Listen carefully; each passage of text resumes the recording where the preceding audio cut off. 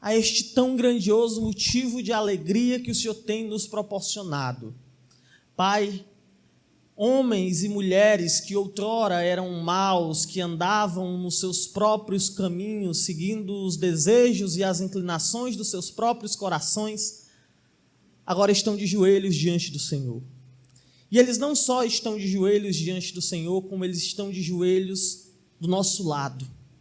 Muito obrigado, Pai, por este tão grandioso privilégio que é termos a oportunidade de vermos aqueles que congregam na nossa igreja, alcançando agora esse nível maior de responsabilidade, de comprometimento com a Tua causa neste mundo. Seja com todos os irmãos que serão submetidos nesta noite a este processo de adesão à membresia aqui, e abençoe a nossa igreja para que venhamos a fazer tudo isso de um modo adequado. É o que eu te rogo em nome de Cristo. Amém. Irmãos, hoje nós temos vivido um tempo em que a comunidade, ou que a sociedade melhor, ela tem caminhado muito numa direção. Esta direção, ela por vezes é marcada por um abandono de um senso de coletividade, de um espírito de coletividade, ou mesmo de uma valorização da coletividade. Hoje em dia, o que tem sido enfatizado em muitos meios é a sua individualidade. Então, se você é alguém que se aceita, que está bem consigo mesmo, se você é alguém que está numa condição em que você olha para o mundo ao seu redor e o mundo não lhe atinge mais, e você agora consegue olhar para as circunstâncias de uma perspectiva particular, se você é esse alguém, para muitos você é o ápice do que o homem moderno deve ser. E isso tem impactado diversas áreas das nossas vidas, inclusive o aspecto da igreja. Muitas pessoas hoje em dia têm desenvolvido uma crença que implica na não necessidade de você congregar numa igreja local. A pessoa diz: eu sou a igreja, então eu não preciso de igreja. Eu não preciso de pastor, eu não preciso de liderança, eu não preciso de outras pessoas. Eu tendo a minha Bíblia, o meu Deus, um quarto, e lendo esta Bíblia, eu já terei o suficiente para o crescimento e para a minha manutenção cristã. Então esse pensamento ele tem aumentado de um modo assustador, ele tem tomado uma proporção muito grande nos nossos dias. Existe hoje toda uma gama de pessoas, toda uma parcela da nossa população que ou despreza completamente a ideia de congregar numa igreja local, ou simplesmente tem assumido para si uma postura de um cristão virtual, sendo pastoreado por pregações da internet e sem nenhum contato pessoal com o povo de Deus. Tendo em vista esta questão e a cerimônia que nós realizaremos nesta noite, eu gostaria de aproveitar a ocasião e enfatizar para os irmãos aqui este processo que é tão importante, que é o processo de alguém fazer parte de uma igreja local. Então, para que eu vou falar faça sentido, é necessário que você compreenda basicamente duas coisas. A primeira destas coisas é o que é a igreja e o seu valor. O que é a igreja? O que é isso aqui que a gente está? É um grupo de pessoas? O que é a igreja? E a segunda coisa que você deve compreender é o que você deve fazer para ingressar na igreja ou para fazer parte da igreja. Então nós vamos brevemente seguir esta estrutura e depois nós vamos entrar num momento de assembleia para a aceitação dos novos membros. Então vamos começar por compreender um pouco melhor o que é a igreja. Irmãos, a palavra igreja vem de uma palavra grega que se pronuncia basicamente eclesia, hoje em dia. E a ideia desse termo é a ideia de uma assembleia, de uma reunião, de um grupo de pessoas. Logo, a própria etimologia, as próprias características particulares desta palavra, elas indicam que a igreja, ela não é um fenômeno individual. A igreja, ela não é um aspecto pessoal do seu ser. A igreja ela não é uma característica que você vai assumir estando sozinho. Porque quando falamos de igreja, nós estamos falando de um grupo de pessoas. De um modo específico, no contexto cristão, de um grupo que é composto por aqueles que se arrependeram dos seus pecados, que confessaram Jesus como seu Salvador e que agora vivem uma nova vida ao lado de Cristo. Uma pessoa sozinha, ela não é igreja, mas ela faz parte, se creu, da igreja. Deixa eu dar aqui um exemplo. Um tijolo é um muro? Não. Mas o tijolo, mas eu sou um muro. Você não é um muro. Um muro é a junção de vários tijolos. Da mesma forma, uma pessoa sozinha, ela não é igreja. Ela faz parte da igreja. Então, a igreja é um grupo, ela é uma comunidade. E ela é um propósito ou um plano executado pelo próprio Deus. Esta ideia de igreja como este grupo, no Novo Testamento, ela pode ser usada em 2 níveis de abrangência. Eu convido você a abrir sua Bíblia lá em 1 Coríntios, capítulo 1. 1 Coríntios, capítulo 1.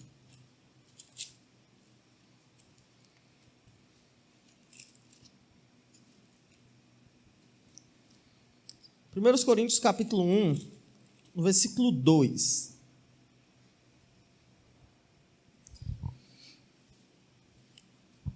O texto diz assim: a igreja de Deus que está em Corinto, aos santificados em Cristo Jesus, chamados para serem santos, com os que em todo lugar invocam o nome do nosso Senhor Jesus Cristo, Senhor deles e nosso. Então esse texto aqui, ele é um texto-chave porque ele evidencia esses 2 aspectos, ou esses 2 usos dessa palavra no Novo Testamento. Pelo menos esses 2, existem alguns outros em outros contextos.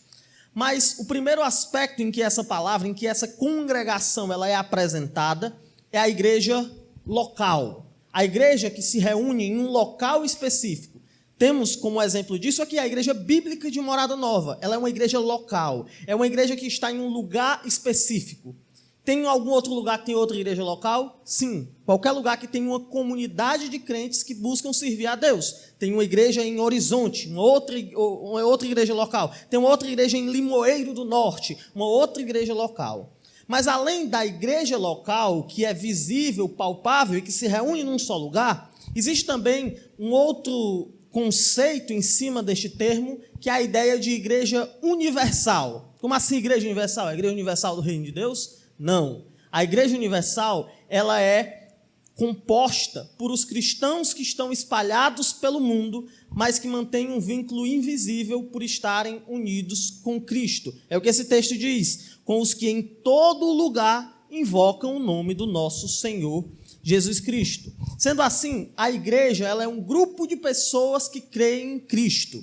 Este grupo, ele pode estar centralizado em uma cidade específica, ou ele pode ser uma referência a todos os crentes que estão em todos os lugares hoje. É impossível um cristão verdadeiro não ser parte da igreja, porque ele é parte da igreja universal.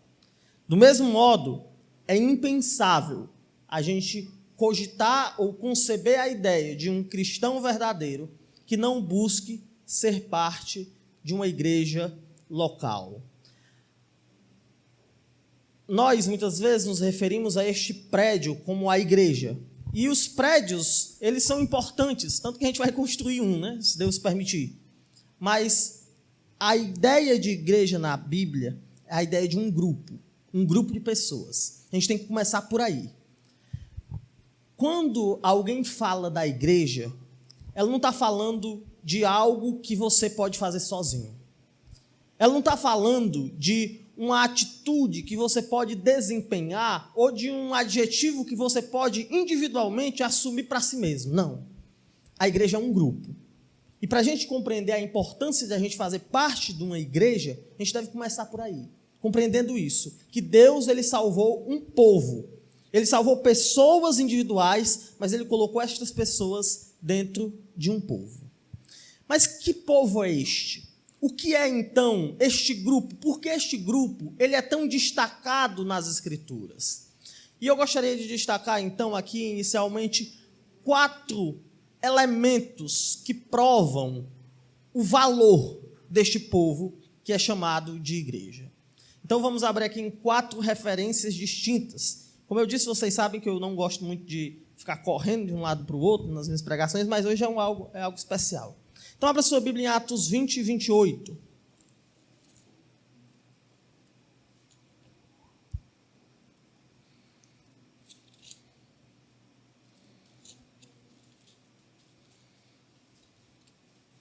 Atos capítulo 20, versículo 28.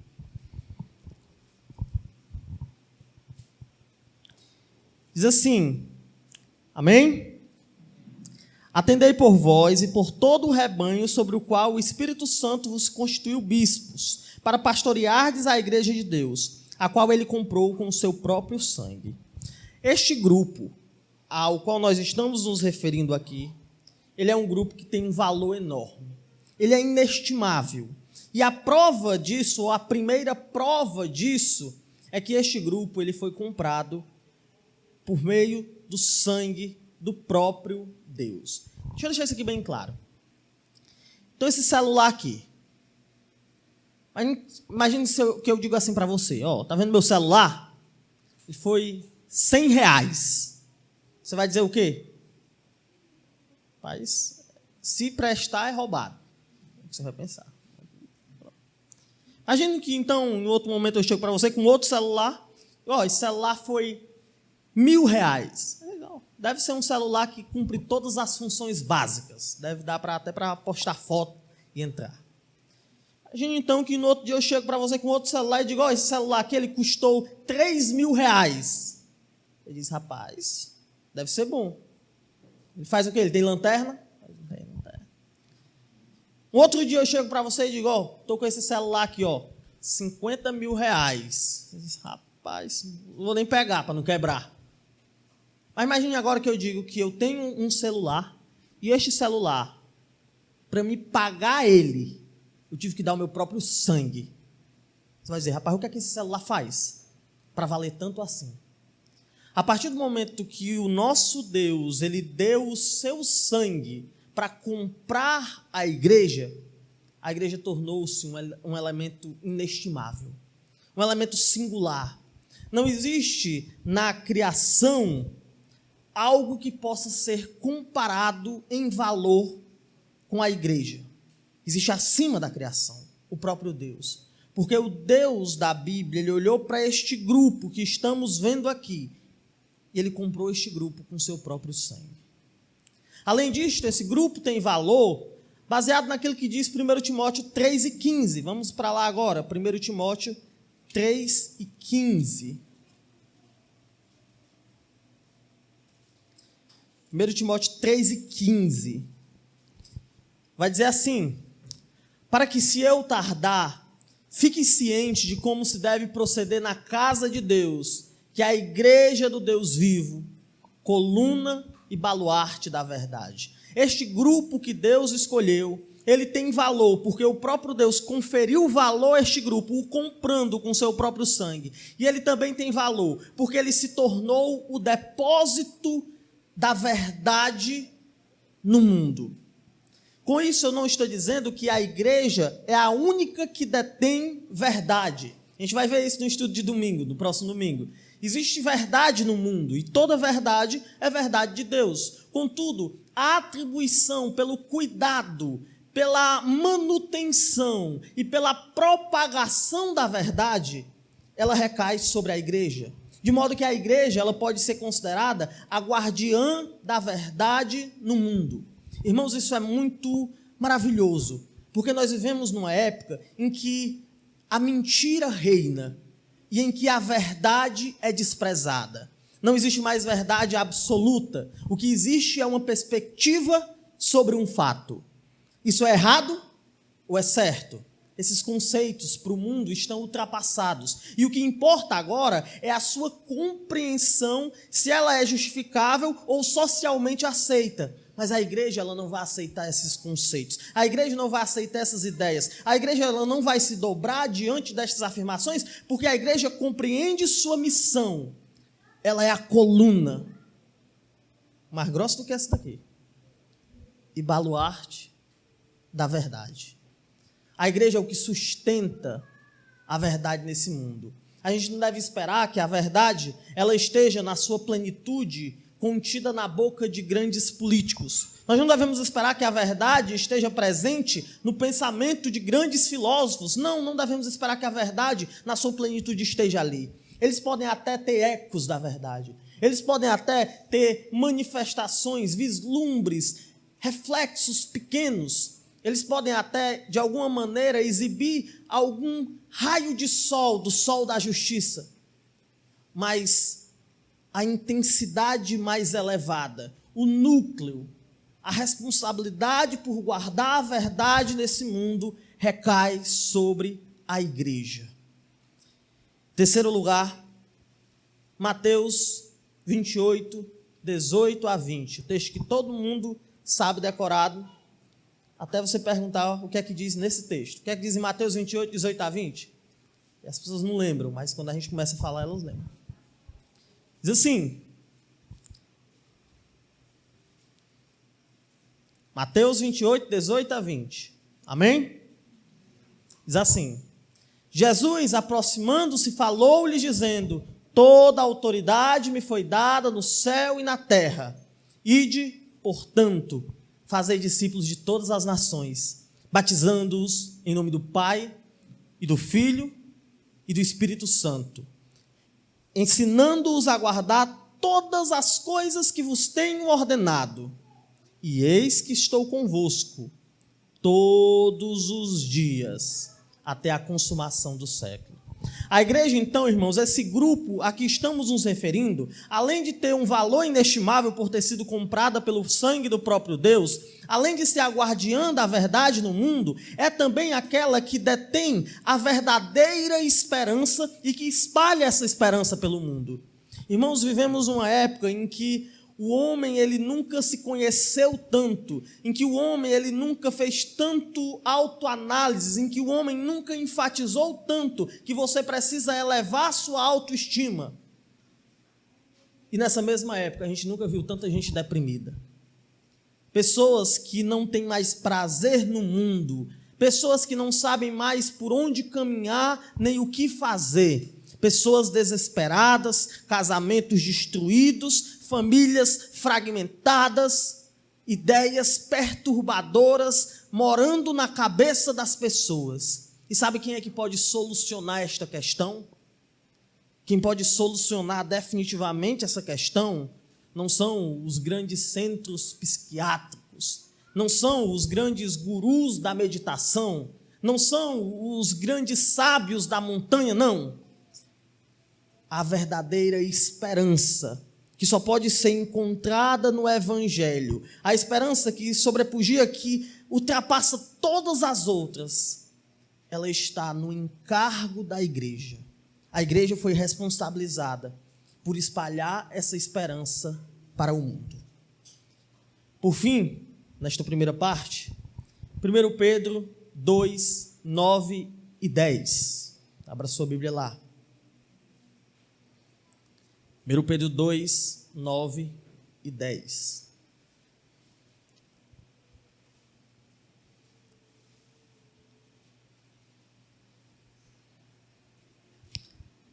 Amém? Vós, porém, sois raça eleita, sacerdócio real, nação santa, povo de propriedade exclusiva de Deus, a fim de proclamardes as virtudes daquele que vos chamou das trevas para a sua maravilhosa luz. Vós, sim, que antes não erais povo, mas agora sois povo de Deus, que não tinhais alcançado misericórdia, mas agora alcançastes misericórdia. Por fim, irmãos, a igreja, ela é o povo de Deus nesse mundo. Deus, ele deixou aqui emissários, ele deixou aqui sacerdotes, ele deixou aqui representantes, ele deixou aqui pessoas para trabalharem como seus enviados. E este povo, o povo que tem a aprovação de Deus, o povo que anda em conformidade com o Deus da Bíblia, o povo que vive neste mundo para a glória dele, o povo no qual ele se regozija, o povo que melhor reflete sua beleza, é a igreja. É a igreja que ele deixou neste mundo. E esta é a igreja. A igreja não é uma instituição qualquer. Os irmãos que vão entrar hoje na membresia desta igreja, eles devem compreender que eles não estão simplesmente se agremiando a um grupo qualquer. Você não está dizendo assim, que legal, tem um grupo ali de pessoas, vou para perto deles. Não, não é isso não. Aqui se reúne o povo que era o pior dentre todos. As coisas loucas do mundo, aqui se reúnem. Aqui se reúnem as coisas fracas, aquelas que não são, mas que Deus escolheu fazer destas, aquelas que reduzem a nada, as que são. O nosso valor, ele não está pelo fato de estarmos em Cristo, mas ele está pelo fato de Cristo estar aqui neste grupo. Então, irmãos, a igreja é uma comunidade sublime. A igreja é um povo de valor. A igreja é uma comunidade ímpar neste mundo. A igreja, ela é a maior herança que Cristo tem deixado para este mundo.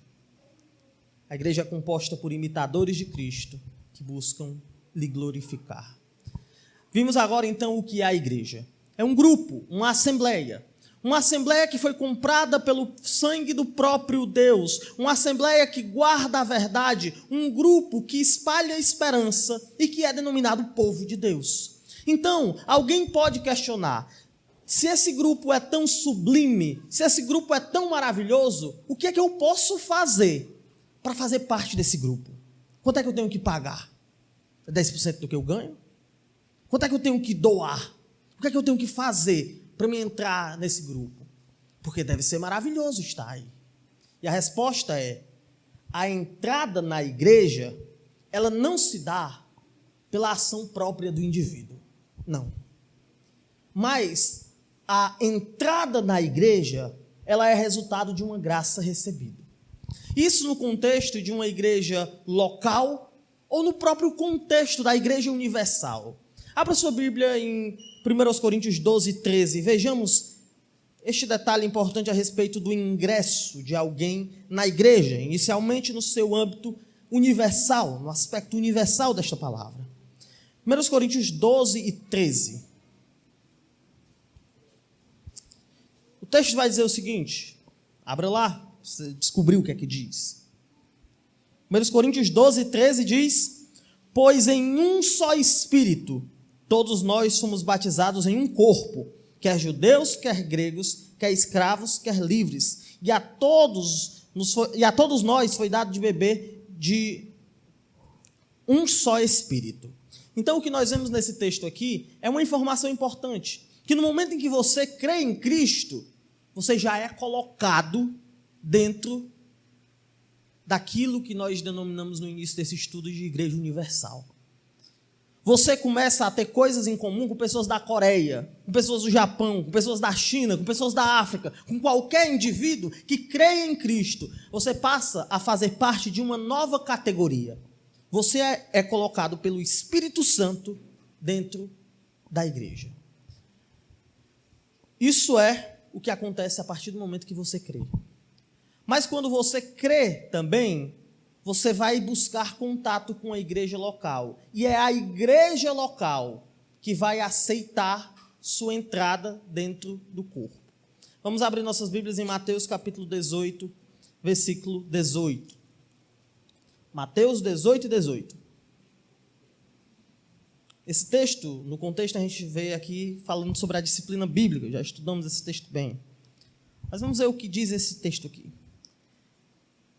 Mateus 18, 18 diz assim, em verdade vos digo que tudo o que ligardes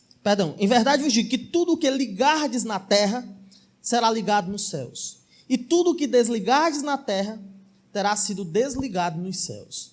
O que Jesus está dizendo aqui é que uma igreja unida, que busca fazer sua vontade, ela representa a vontade do próprio Deus.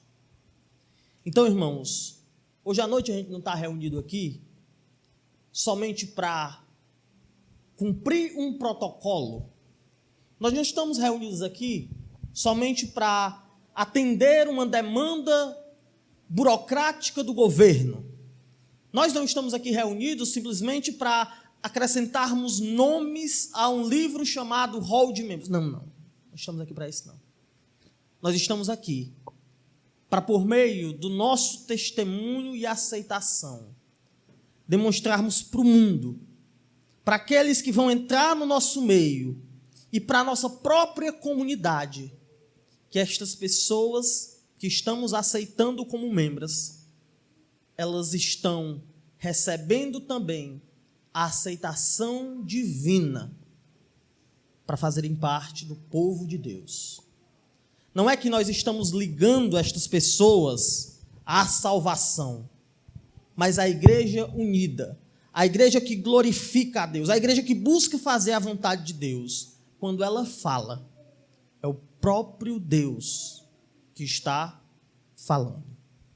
Se ela se enquadra no padrão divino, quando ela fala, o que é ligado na terra está ligado nos céus, e o que é desligado na terra está desligado nos céus.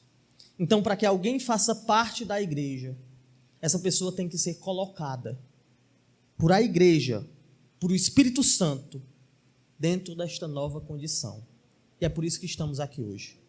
Estamos aqui para receber alguns irmãos como membros oficialmente da Igreja Bíblica de Morada Nova.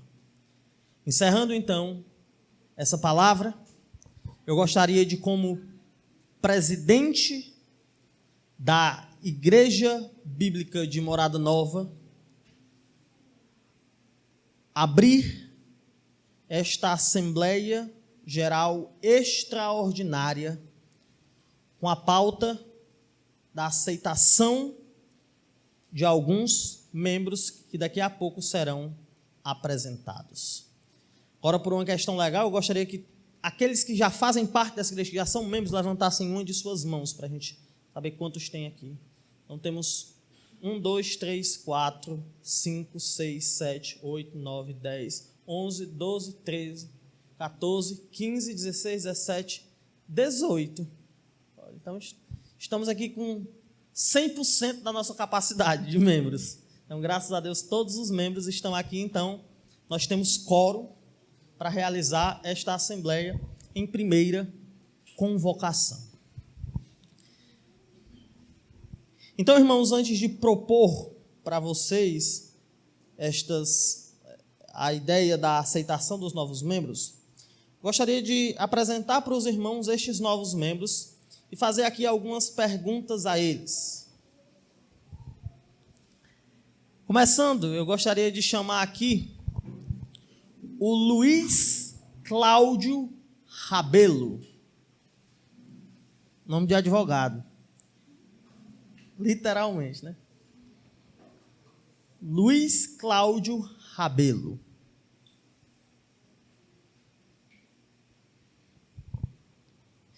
Eu gostaria de perguntar ao irmão Luiz Cláudio Rabelo se você se compromete a ser submisso à nossa confissão doutrinária, cuidar de nossa igreja, buscar sabedoria naquilo que lhe couber decidir, se engajar no serviço cristão de acordo com as suas possibilidades e contribuir de todas as formas quanto possível para a manutenção e crescimento desta igreja. Gostaria de perguntar se você está disposto a fazer isso. Sua resposta é? Sim. Muito bem. Gostaria então de chamar agora a irmã Edna Maria Silveira, ou Silva de Freitas. Pode chegar. Pode permanecer aqui na frente. Gostaria de perguntar à irmã Edna Maria Silva de Freitas se você se compromete a ser submissa à nossa confissão doutrinária, cuidar de nossa igreja, buscar sabedoria naquilo que lhe couber decidir se engajar no serviço cristão de acordo com suas possibilidades e contribuir de todas as formas quanto possível para a manutenção e crescimento desta igreja. Você se compromete a isso? Sim. Vai para perto do Cláudio. Gostaria de convidar agora o Francisco Davidson Oliveira Vieira. Nome. Eu gostaria de perguntar também ao irmão Davidson se você compromete ser submisso à nossa confissão doutrinária, cuidar de nossa igreja, buscar sabedoria naquilo que lhe couber decidir, se engajar no serviço cristão de acordo com suas possibilidades e contribuir de todas as formas quanto possível para a manutenção e crescimento desta igreja. Você se compromete com isto? Sim, com certeza.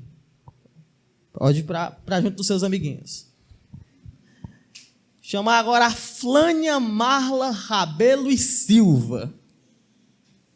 Nome de nutricionista.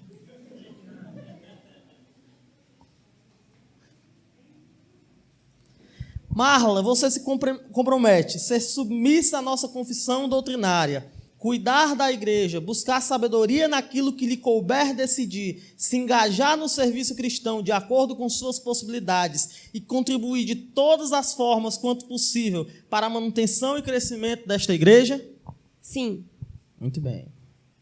Gostaria de chamar agora aqui, talvez eu erre o nome, o John Wadley Martins Matos. Acertei? Muito bem. Não pode errar o nome que os pais estão aí, né? Eu gostaria de saber, irmão John, se você se compromete a ser submisso à nossa confissão doutrinária, cuidar da nossa igreja, buscar sabedoria naquilo que lhe couber decidir, se engajar no serviço cristão de acordo com suas possibilidades e contribuir de todas as formas quanto possível para a manutenção e crescimento desta igreja. Você se compromete com isto? Sim. Muito bem. Vou chamar agora o José Castilho Nunes Sales Neto.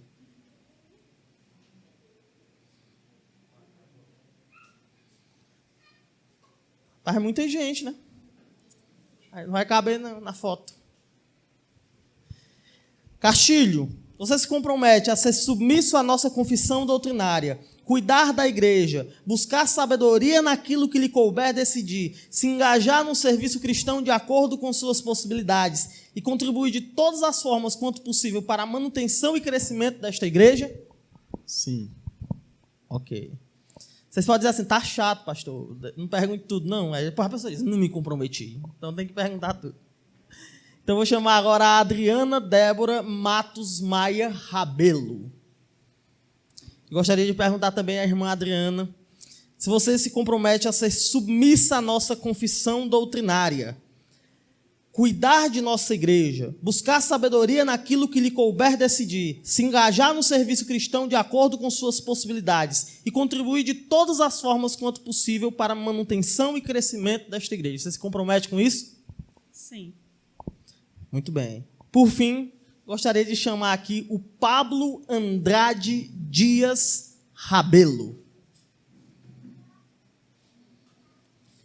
Pablo Andrade Dias Rabelo. Eu gostaria de perguntar ao irmão Pablo se você se compromete a ser submisso à nossa confissão doutrinária, cuidar de nossa igreja, buscar sabedoria naquilo que lhe couber decidir, se engajar no serviço cristão e de acordo com suas possibilidades e contribuir de todas as formas quanto possível para a manutenção e crescimento desta igreja. Você se compromete com isso? Sim. Muito bem. Então, irmãos, dado o testemunho e a confissão destes irmãos diante do nosso dia a dia aqui, eu também, considerando o desejo que eles têm demonstrado de se tornarem oficialmente membros da nossa igreja, eu, Mateus Martins de Souza, presidente da Igreja Bíblica de Morada Nova e pastor dessa igreja local, eu proponho aos irmãos que aceitem esses que aqui estão como membros da nossa igreja. E antes de eu propor a votação, pedir que os membros levantem uma de suas mãos, Gostaria de deixar claro que estes irmãos aqui, eles são muito resultado do trabalho, não que eu fiz, eu peguei aqui na reta final, estou colhendo os frutos, mas o trabalho que os obreiros que vieram antes nessa igreja executaram. Temos que não deixar para lá o pastor Natanael, que esteve aqui durante muitos anos e que foi o responsável por discipular algum de vocês. Também não podemos deixar de fora, nesse momento, agradecer o pastor Jaime, que ele foi o que instruiu muitos aqui. Então, agora vocês vão ser pais, mas atualmente vocês ainda são filhos. Eu gostaria de convidar aqui o pastor Jaime para fazer uma oração em agradecimento à vida destes irmãos aqui.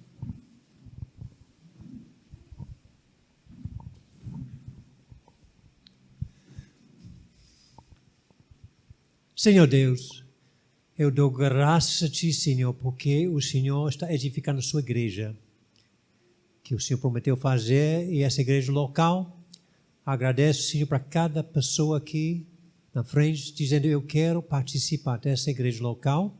Também me agradeço para cada pessoa sentada também que já faz parte e está aceitando essas pessoas como membros. E oro, Senhor, que essa igreja local pode bem representar Jesus Cristo. Que pessoas podem olhar e ver, é uma igreja diferente. E por quê? Porque a igreja representa bem Jesus Cristo. E ora, Senhor, que essa igreja pode continuar a crescer, mostrando a luz para essa comunidade na escuridão. Em Teu nome. Amém. Então agora, que já foi apresentada a proposta, gostaria de dar aos irmãos a oportunidade de votarem nisto. E se você é a favor, como membro aqui da entrada destes irmãos agora, no nosso corpo, no nosso hall de membros, peço que você levante uma de suas mãos.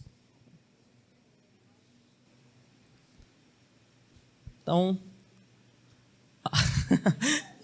pode baixar.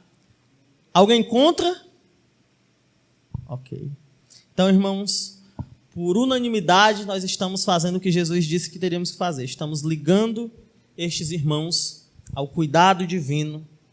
Estamos aqui manifestando o que já está acontecendo, ou que já aconteceu nos céus. Então, antes da gente encerrar esse momento, eu gostaria de fazer uma oração, agradecendo pela vida dos irmãos, e depois desta oração, vocês vão poder tomar os seus lugares agora como membros da Igreja Bíblica de Morada Nova. Vamos orar. Senhor Deus, muito obrigado por Tua graça que tem sido derramada aqui. Pai, a gente não merece. Somos falhos, pecadores, mas o Senhor tem acrescido o número de pessoas aqui. E sabemos que esse é só o começo, porque no Senhor não existem limitações quando fazemos aquilo que o Senhor quer, do modo que o Senhor deseja. Abençoe cada um destes irmãos a honrarem com este compromisso que estão fazendo agora. Abençoe a igreja já estabelecida para que cuide deles em amor, que suporte suas falhas e os ajude a retornarem quando necessário para o melhor caminho. Pai, muito obrigado por ter me dado o privilégio de pastorear o coração destes irmãos. E muito obrigado porque acima de mim existe o Senhor. E o Senhor mesmo é o nosso bom pastor, que deu sua vida por cada um de nós que somos suas ovelhas. Muito obrigado por esse momento tão lindo, por este evento maravilhoso, Pai. Muito obrigado por esse dia de bênçãos que o Senhor nos deu, de refrigério para a nossa alma. E abençoe nossa caminhada juntos aqui, com o propósito de Te glorificar. É o que Te rogamos em nome de Cristo. Amém.